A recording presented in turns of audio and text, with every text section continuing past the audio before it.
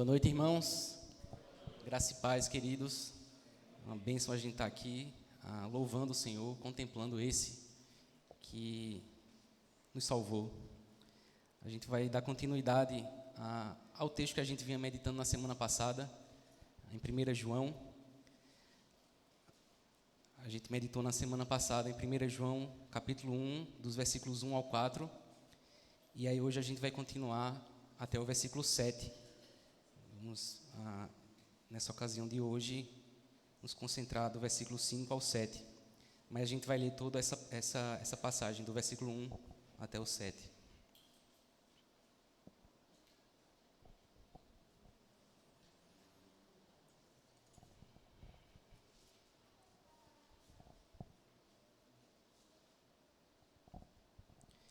Diz assim a palavra de Deus em 1 João, capítulo 1, do versículo 1 ao 7. O que era desde o princípio, o que temos ouvido, o que temos visto com os nossos próprios olhos, o que contemplamos e as nossas mãos apalparam com respeito ao verbo da vida. E a vida se manifestou e nós a temos visto, e dela damos testemunho e vula anunciamos, a vida eterna, a qual estava com o Pai e nos foi manifestada. O que temos visto e ouvido anunciamos também a vós outros, para que vós igualmente mantenhais comunhão conosco. Ora, a nossa comunhão é com o Pai e com o seu Filho, Jesus Cristo. Essas coisas, pois, vos escrevemos para que a nossa alegria seja completa. Ora, a mensagem que da parte dele temos ouvido e vos anunciamos é essa, que Deus é luz e não há nele treva nenhuma. Se dissermos que mantemos comunhão com ele e andarmos nas trevas, mentimos e não praticamos a verdade. Se, porém, andarmos na luz, como ele está na luz, mantemos comunhão uns com os outros, e o sangue de Jesus, seu Filho, nos purifica de todo o pecado. Só até aqui, irmãos. Vamos orar agora. Senhor Deus, louvado seja o teu nome, Pai, pela tua graça, pela tua misericórdia, pelo desejo, Pai, do Senhor em manter comunhão conosco, com o teu povo. A gente te agradece, Senhor, porque nós podemos desfrutar, Pai, dessa plena comunhão contigo hoje, no teu dia, tanto pela manhã e agora pela noite. E te rogamos, Senhor, que nós possamos ouvir, Senhor, a tua voz, que nós possamos, Senhor, conhecer mais do Senhor, conhecer mais do nosso Senhor Jesus Cristo, daquele que nos salvou, que nos tirou das trevas e nos transportou, Pai, para o teu reino, para o reino da tua maravilhosa luz. Fala conosco, Senhor, pela tua palavra, ilumina, Pai, o nosso coração pelo teu Espírito e nos faz, Senhor, conhecer mais de ti, conhecer mais da tua glória, conhecer mais do nosso Senhor. É esse o desejo, Pai, do nosso coração, e é isso que te rogamos, Senhor, em nome de Jesus. Amém. Amém. Irmãos, como a gente pensou na semana passada, o objetivo do apóstolo João aqui, ao escrever essa primeira epístola que ele escreve, é combater algumas heresias que estavam permeando ali a igreja daquela época. E, além disso, ele também queria encorajar os irmãos na comunhão com Deus. Ele fala isso no versículo 3. Nós anunciamos essas coisas a vós outros, para que vós mantenham comunhão conosco, uma vez que nós mantemos comunhão com o Pai e com o Filho. Haviam ali duas heresias, irmãos, que estavam sendo pregadas por alguns falsos profetas naquela época. Eram o gnosticismo e o docetismo. Basicamente, esses dois ensinos falsos, essas duas heresias, elas ensinavam coisas equivocadas ou erradas sobre a natureza do nosso Senhor Jesus Cristo.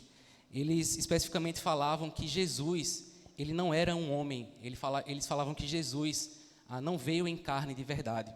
E esse ensinamento errado, essa heresia, acarretou várias implicações práticas na vida da igreja daquela época, várias implicações danosas na vida da igreja daquela época. Lembrando brevemente aqui o que diziam esses hereges, né?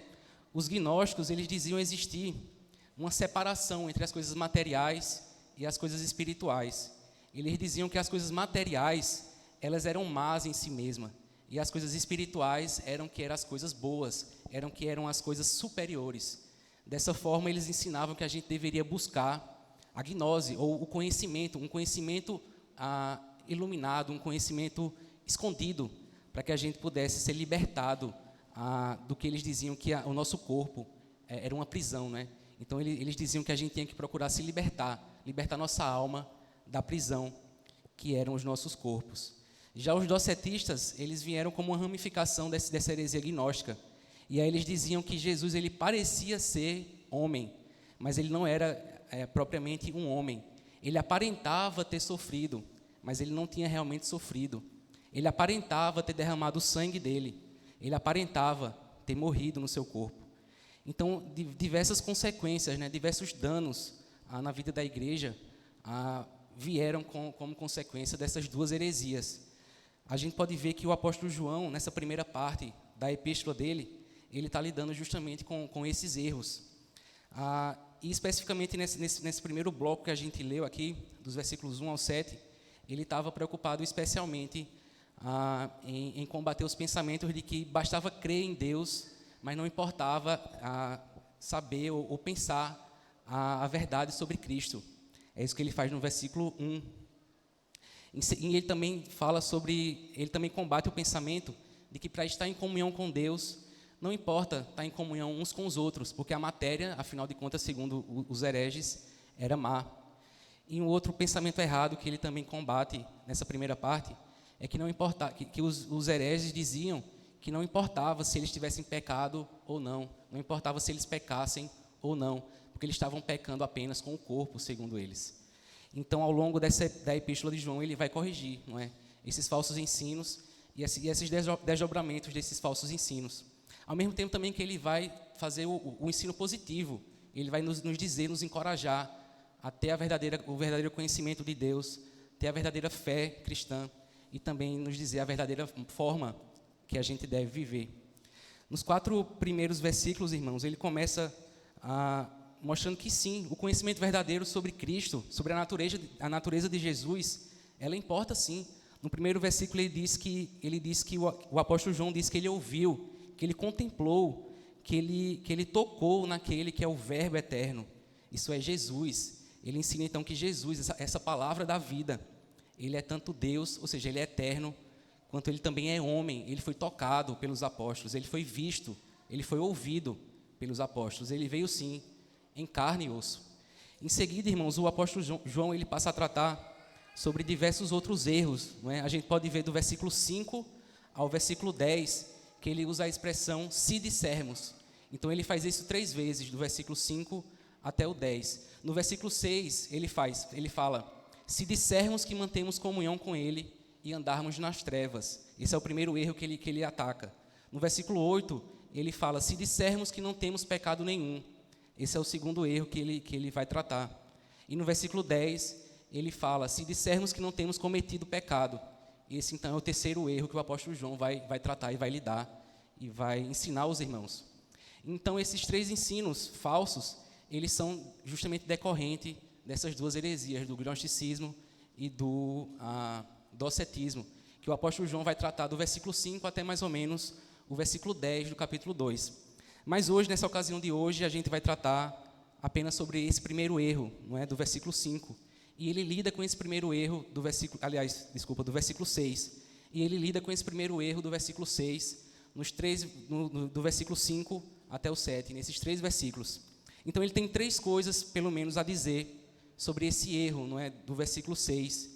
Se dissermos que mantemos comunhão com ele e andarmos nas trevas.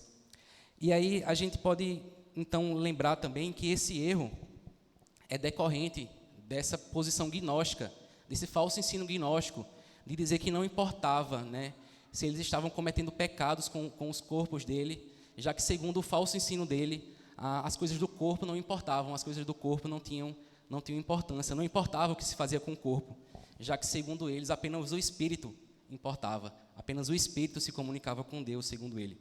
Então, o apóstolo João, nos versículos 5, 6 e 7, ele vai lidar com essa heresia, ele vai responder a essa heresia, ele vai nos ensinar a verdade. A primeira coisa que ele tem a dizer, irmão, sobre isso, está no versículo 5, e ele fala o quê? Ele fala sobre quem é Deus. Ele diz que Deus é luz. A segunda coisa que ele tem a dizer sobre esse erro, sobre esses, que afirmam ter comunhão com esse Deus que é luz e ainda andam nas trevas, ainda andam em pecados. Ele fala no versículo 6, eles estão mentindo e não praticam a verdade. Isso é, eles estão enganados, eles andam no engano. E a terceira coisa que ele tem a dizer, irmãos, sobre esse erro, está no versículo 7, e é praticamente uma descrição da verdadeira vida em comunhão com Deus. Ele nos afirma que essa vida é uma vida em busca da santidade, é uma vida em comunhão com Deus, em comunhão uns com os outros, uma vida com prestação de contas com o povo de Deus. E, finalmente, ele fala que é uma caminhada que requer o perdão contínuo dos pecados. Ele fala no final do versículo 7, que é uma vida que vive segundo a purificação no sangue de Cristo. Então, são essas três coisas, irmãos, que ele tem a dizer sobre esse erro do versículo 6, que eu espero que, com a graça de Deus, a gente possa meditar aqui e aprender sobre o que, segundo o apóstolo João, é a verdadeira comunhão com Deus. Em primeiro lugar, é conhecer o verdadeiro Deus, que é luz, do versículo 5. Em segundo lugar, fugir do auto-engano, no versículo 6. E, em terceiro lugar, que é viver através da purificação conquistada pelo sangue de Cristo, que a gente vê no versículo 7. Então, a primeira coisa que o apóstolo João ele fala sobre a verdadeira comunhão com Deus é o que a gente vê justamente no versículo 5. Ele diz que a mensagem que da parte dele, ou seja, de Cristo, temos ouvido e vos anunciamos é essa, que Deus é luz. O apóstolo João começa afirmando que Deus é luz. E aí essa afirmação ela nos remete justamente ao pensamento gnóstico que o apóstolo João está atacando aqui. Os gnósticos eles diziam que tinham essa iluminação secreta, eles tinham essa luz interior, eles eram os iluminados com o conhecimento secreto. E os outros não eram assim, os outros eram muito materialistas, os outros eram muito carnais. Eles é que tinham esse conhecimento especial, eles é que eram os verdadeiros cristãos. Mas o apóstolo João começa dizendo, não, Deus é luz, não são os gnósticos que têm essa luz especial, é Deus que é luz. Os gnósticos não são os iluminados, mas Deus é luz, e nele não há trevas nenhuma. E João começa a sua fala aqui, o seu argumento, justamente onde o evangelho começa também. João começa com Deus, João começa nos falando sobre quem Deus é, sobre o ensino de Deus sobre Ele mesmo. Então, a primeira coisa que Ele nos faz entender, que Ele nos ensina, é sobre quem Deus é. E é assim, irmãos, que a Bíblia nos ensina em toda ela. Toda a Bíblia, ela vai nos falar sobre quem é Deus. A ênfase do Evangelho é sobre Deus. A ênfase na história da redenção não é sobre Deus, não é sobre nós. O Evangelho começa com Deus, a obra do Evangelho é feita por Deus, e as consequências do Evangelho é justamente a glória de Deus. Como o apóstolo Paulo fala, porque é por meio dele, por meio dele, para ele, são todas as coisas, inclusive, ou especialmente, o Evangelho, é para a glória do Senhor. Na carta do apóstolo Paulo aos Romanos, a gente pode ver que o apóstolo Paulo também começa a sua argumentação ensinando sobre quem é Deus. Ele fala, eu não me envergonho do Evangelho, porque é o poder de Deus. O apóstolo Paulo remete o Evangelho como sendo o poder de Deus, para a salvação de todo aquele que crê. Pedro, em 1 Pedro, ele começa a carta dele nos afirmando justamente sobre a Trindade. Ele fala sobre a presciência do Pai, sobre o poder de santificação do Espírito e sobre a purificação que há no sangue de Cristo. O apóstolo Pedro também começa a sua pregação ou a sua fala com Deus também. E o apóstolo João faz dessa forma também. Ele fundamenta, não é, toda a sua pregação, todo o seu argumento aqui, na mensagem que ele ouviu, que da parte dele ele ouviu, e que ele anuncia, Deus é luz. E aí é interessante a gente notar aqui, irmãos, que o apóstolo João, ele não começa a fala dele, ou o sermão dele, digamos, tentando defender, não é, a existência de Deus.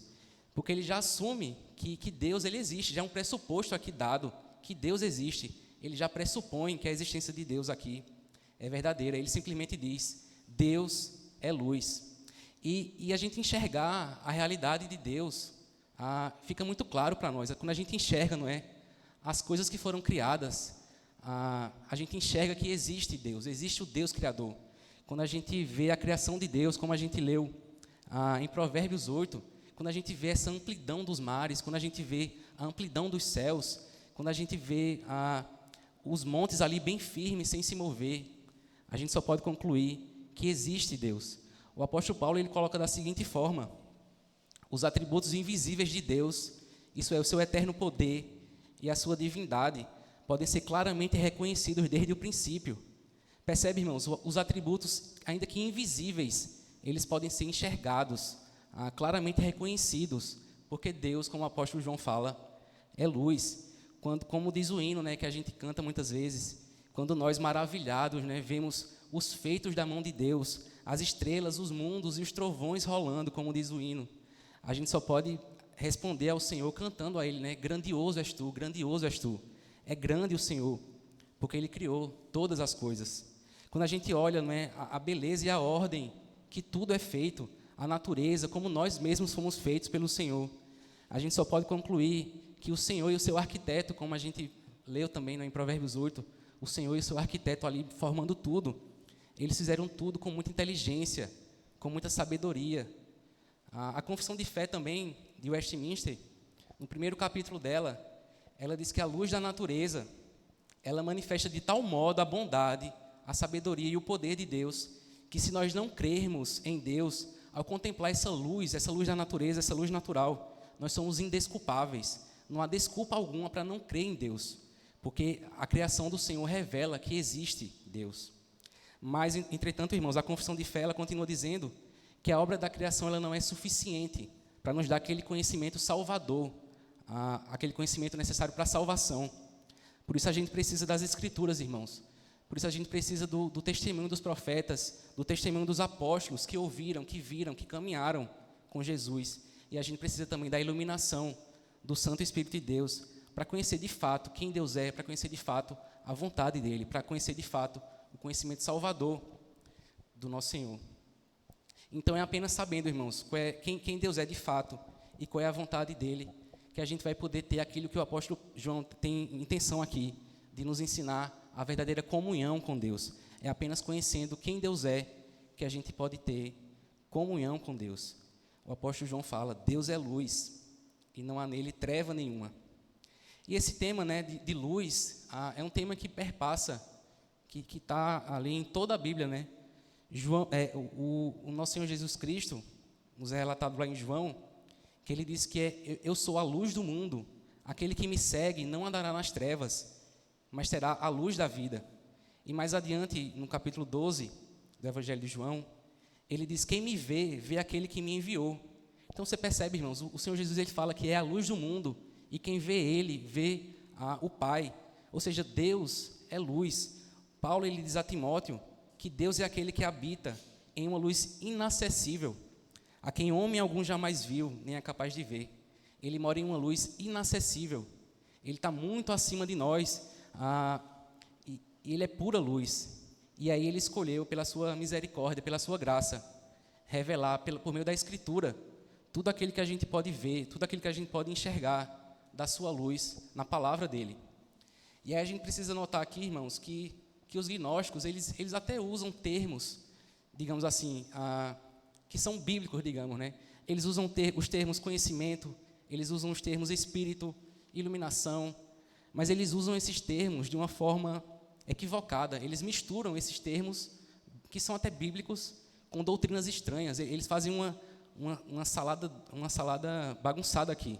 Eles mancham essa luz do Senhor, dando novos significados, digamos, aos termos bíblicos, e colocando no meio dessa ressignificação, digamos assim, as suas heresias.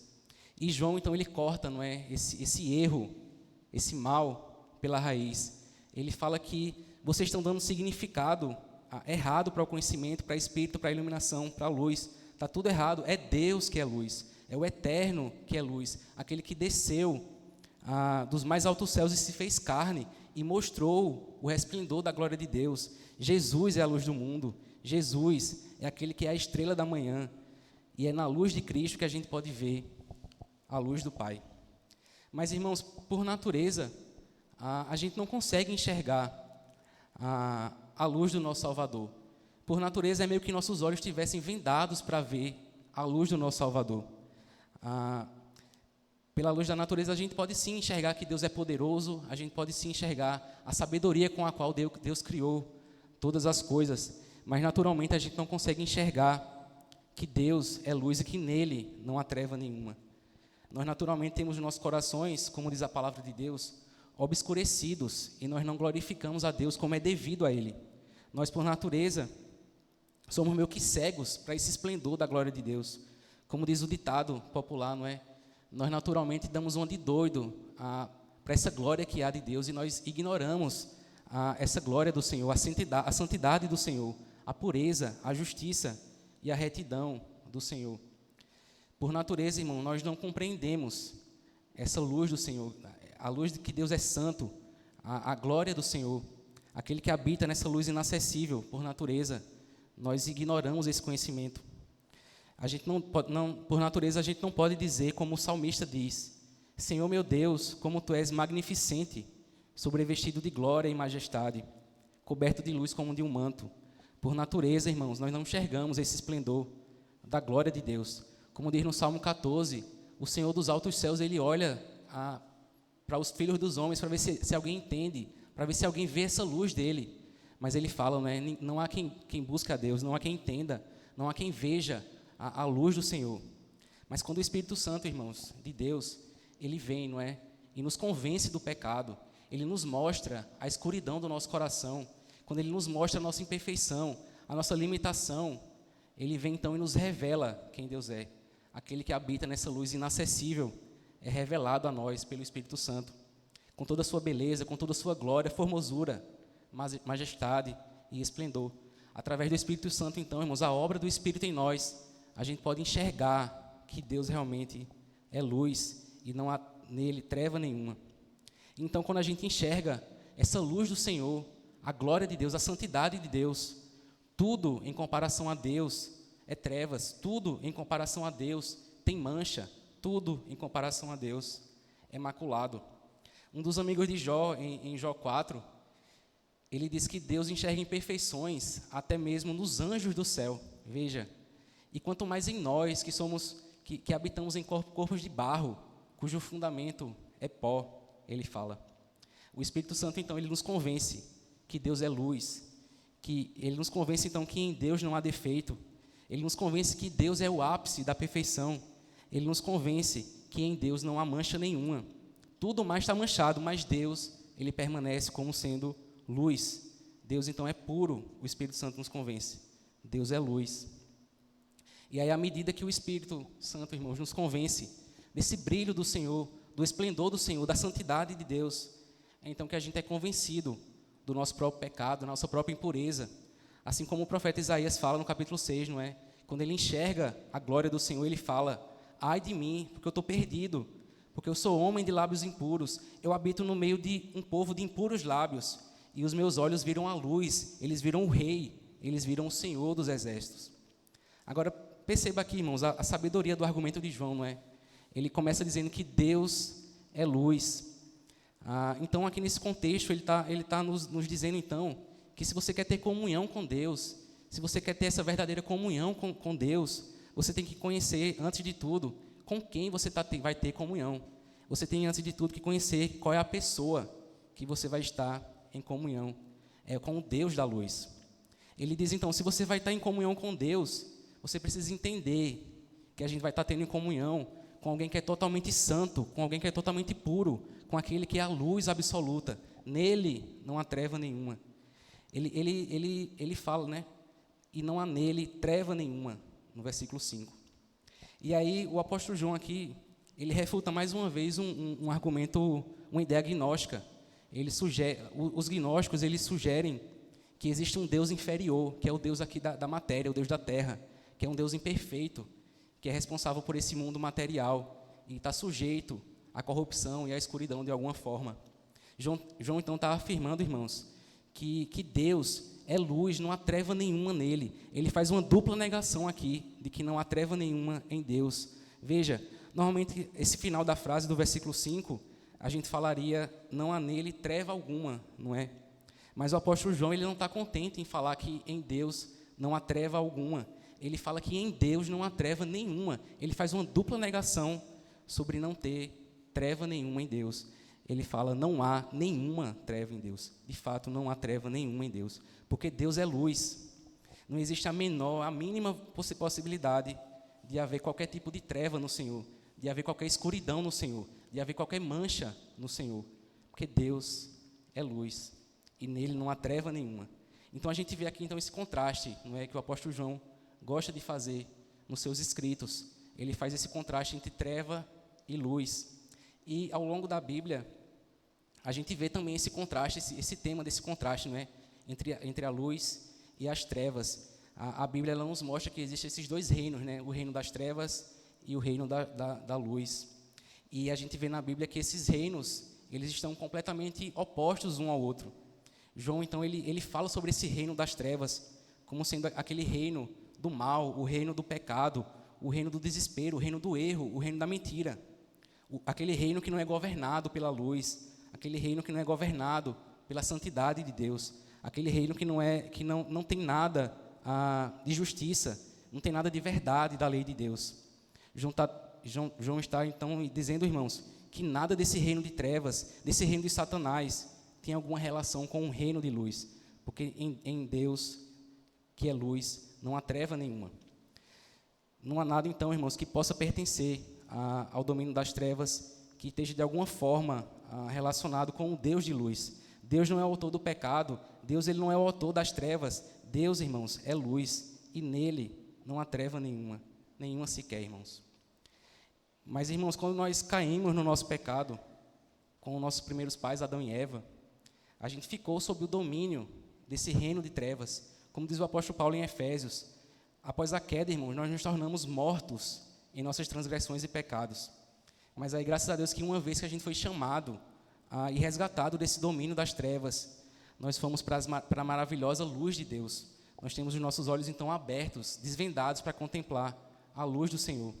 Nós somos, então, movidos, irmãos, a querer conhecer essa lâmpada do Senhor, que aponta o caminho para a gente. A gente é, então, movido a buscar essa iluminação de Deus, da luz do Senhor, para os nossos passos. Nós somos, então, movidos a buscar clareza, não em nós, não no conhecimento interior nosso, mas na palavra de Deus, que é luz para o nosso caminho.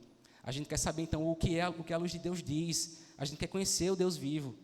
E, então, a gente busca a luz em Deus mesmo, e não em nós, e não em um conhecimento estranho, mas no próprio Deus. Agora, irmãos, no versículo 6, o apóstolo João, ele nos mostra que quando a gente entende, então, quando a gente está nessa caminhada, a gente vai perceber que, por natureza, a gente tem um grave perigo, não é, de cair no alto engano. A gente tem um grave perigo de se enganar. Ele fala que se dissermos que temos comunhão com Ele e andarmos nas trevas, mentimos e não praticamos a verdade. Quando a gente entende que Deus é luz, a pergunta que tem que vir necessariamente ao nosso coração é aquela pergunta que Jó também faz a si mesmo.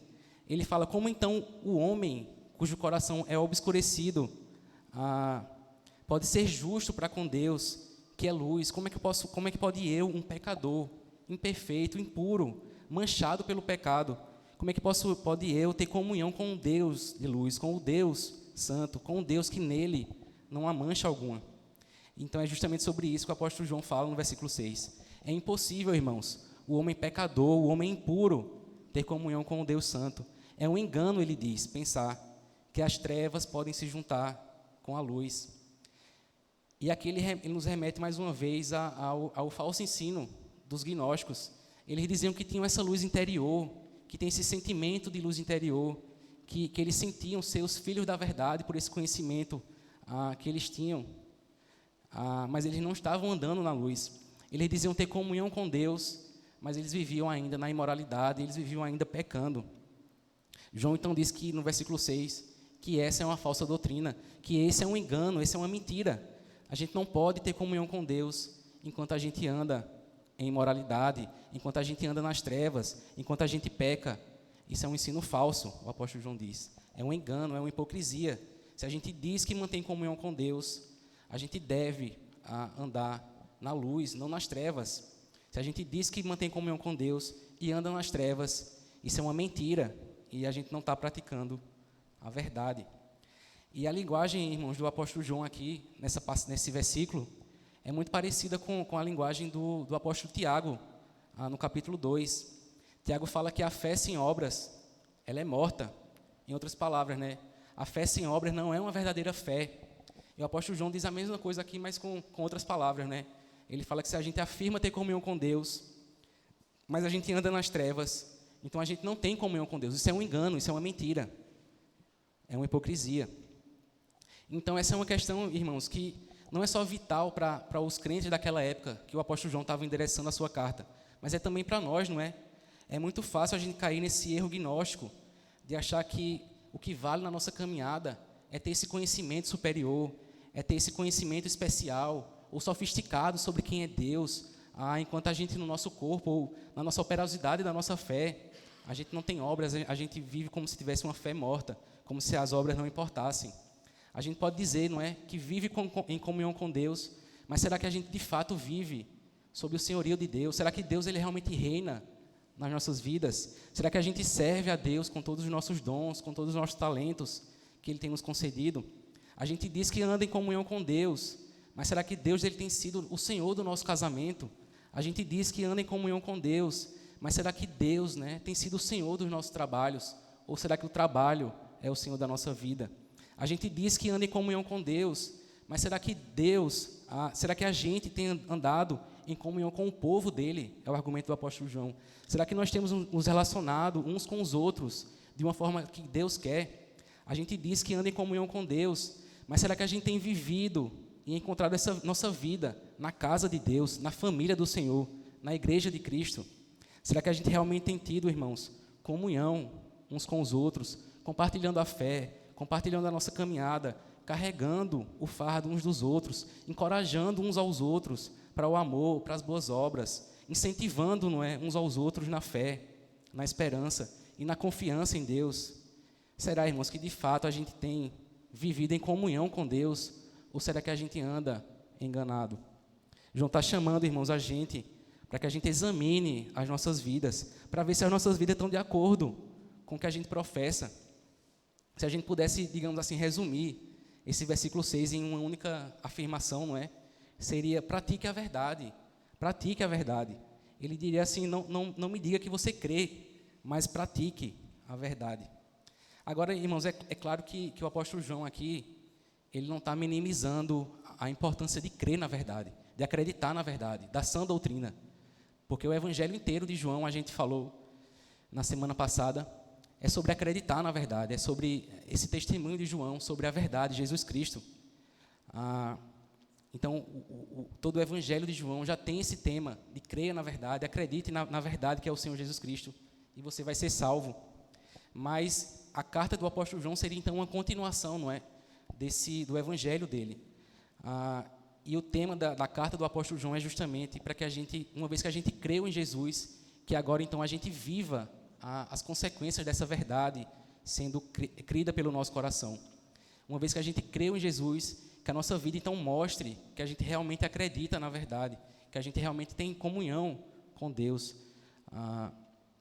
Mas você percebe então, irmãos, que se a gente for tentar então concluir algo desse versículo 6, a gente vai concluir então que essencialmente, irmãos, se a gente não for totalmente perfeito, se a gente não for totalmente imaculado, sem pecado algum, não tem como a gente ter comunhão com Deus. Se a gente tiver um pouquinho de maldade que seja no nosso coração, treva que seja na nossa caminhada, não é possível ter comunhão com Deus, seria um engano. E falando sinceramente, irmãos, todos nós, não é? A gente tem falhado em alcançar esse padrão de santidade. Todos nós, irmãos, temos falhado em glorificar Deus da forma devida a Ele.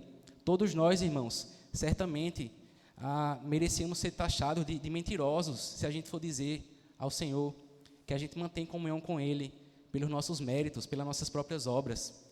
Mas é pela graça de Deus somente, então, irmãos, que a gente pode andar na luz. E graças a Deus que o apóstolo João, ele continua no versículo 7. Veja o que diz o versículo 7. Se, porém, andarmos na luz, como Ele está na luz, mantemos comunhão uns com os outros, e o sangue de Jesus, seu Filho, nos purifica de todo o pecado. No versículo 7, então, o apóstolo João conclui o que é a verdadeira comunhão com Deus. Ele fala que são duas coisas. Nós andamos na luz, ou seja, nós buscamos a santidade na nossa caminhada. E o segundo ponto é que nós temos comunhão uns com os outros, ou seja, nós vivemos um relacionamento próximo uns com os outros. Nós reconhecemos a importância dos meios de graça do Senhor, da comunhão com o corpo de Cristo. Mas veja, irmãos, o fundamento dessas duas atitudes, dessas duas formas de caminhar, é o que ele diz no começo do versículo 7. Ele começa dizendo: se, porém, andarmos na luz, como Ele está na luz. E essa é a chave dessa mudança de atitude, dessa mudança na nossa caminhada. Se Jesus, irmãos, não tivesse na luz, a gente nunca conheceria a luz, como o apóstolo João diz aqui. Então, a única razão pela qual a gente pode andar na luz, a única razão que a gente pode ter comunhão com Deus e uns com os outros, é por causa da cruz de Cristo, é por causa do sangue de Jesus, é porque Ele está na luz que a gente pode andar na luz, como Ele diz. E essa, irmãos, é a notícia do Evangelho, não é? Essa é a boa nova do Senhor, para que a gente possa ter comunhão com Deus. Deus, Ele enviou esse seu Filho, não é, ao mundo, para suportar Ele mesmo toda a nossa escuridão, a escuridão minha, a escuridão sua. E é somente através dessa boa notícia, irmãos, através desse fundamento, que a gente pode ter comunhão com o Deus vivo. É a glória da cruz, é a glória do Emanuel, o Deus conosco, não é? Aquele que veio em carne e osso, contra os gnósticos, né, que dizem que não vieram, mas Ele veio em carne e osso, Ele sangrou, Ele foi ferido, Ele suportou a dor de ser pendurado na cruz. Ele sofreu a dor da punição que a gente mesmo merecia.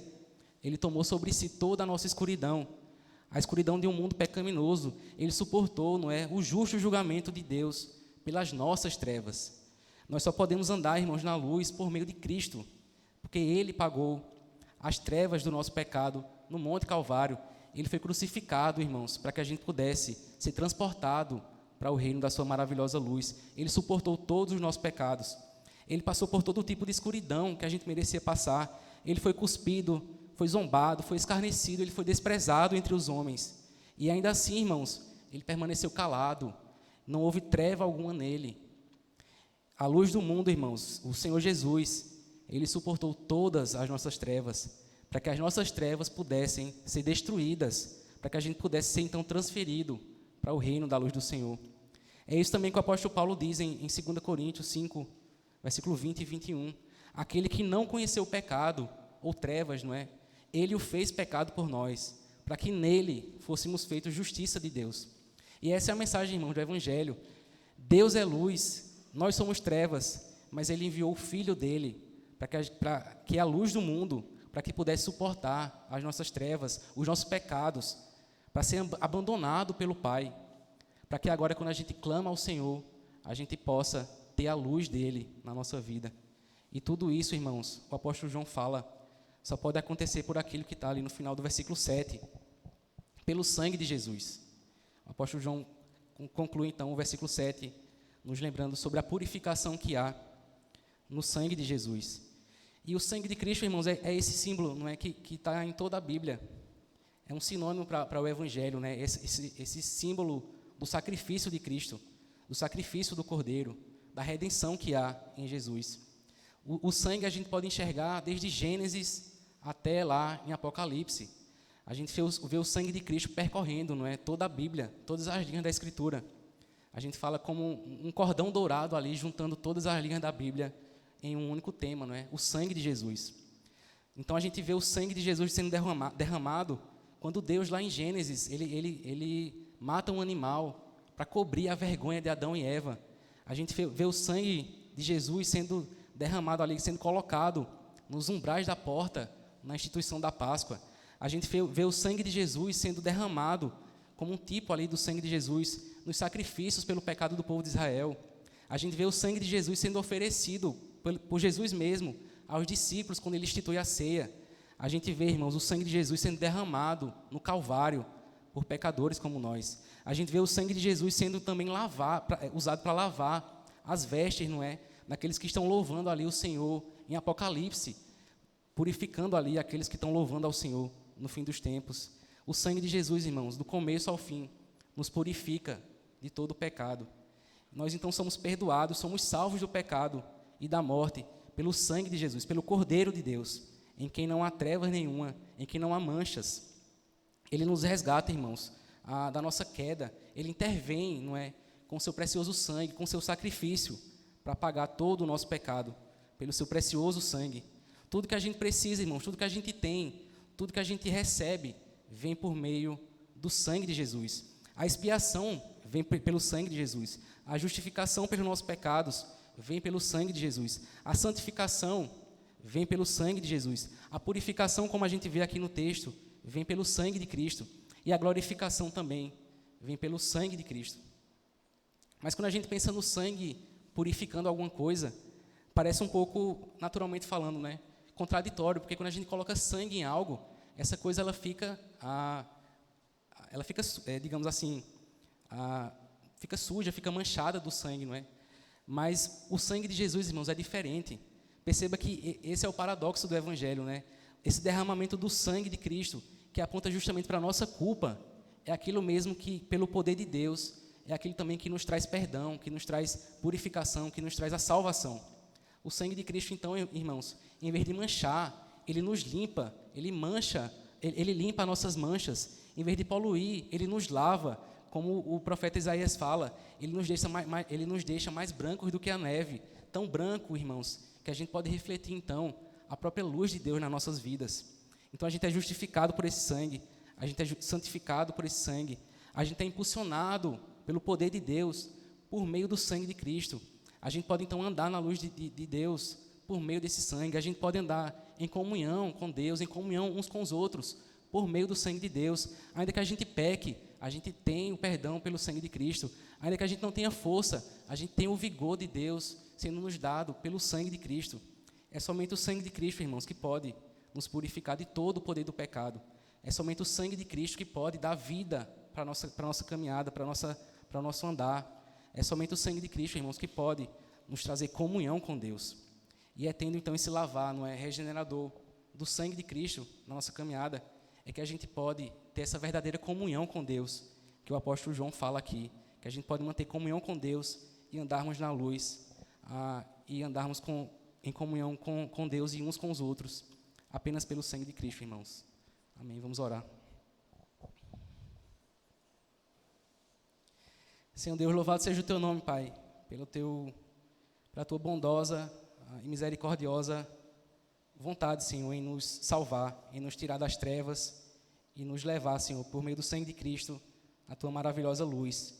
Louvamos, Pai, o Senhor pela Tua grandeza, pelo Teu poder, pela Tua glória e majestade, Pai, e te pedimos que o Senhor nos dê força, Pai, para caminhar, que o Senhor nos dê força para vivermos, Senhor, essa verdadeira comunhão com o Senhor e uns com os outros, Pai. Que a gente glorifique, Pai, o Teu nome com a nossa vida, Pai, em nome de Jesus. Amém.